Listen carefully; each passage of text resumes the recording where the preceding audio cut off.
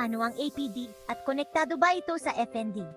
Mga kaibigan, may mga bagay sana nalaman ko na agad tungkol sa kung paano nagpoproseso ng tunog ang ating utak. Pag-usapan natin ang tungkol sa APD at FND. Ang APD o Auditory Processing Disorder ay isang kondisyon kung saan nahihirapan ang utak na intindihin ng malinaw ang mga tunog. Isipin nyo na parang nakikinig kayo sa radyo na may istorbo, ganun ang pakiramdam. Samantala, ang FND o Functional Neurological Disorder ay may kinalaman sa mga problema sa pagpapadala at pagtanggap ng utak ng mga signal. Ito ay maaring magdulot ng mga sintomas tulad ng panginginig, hirap sa pagsasalita, hirap sa paglakad, at maging problema sa paningin. At lost memory. Hindi maganda na pilitin magsalita ang may disorder dahil mamari ito maging sanhi nag-atake ng episodes. Kaya, may koneksyon ba ang dalawa? May mga pag-aaral na nagsasabing ang mga taong may APD ay maaring makaranas din ng mga sintomas ng FND.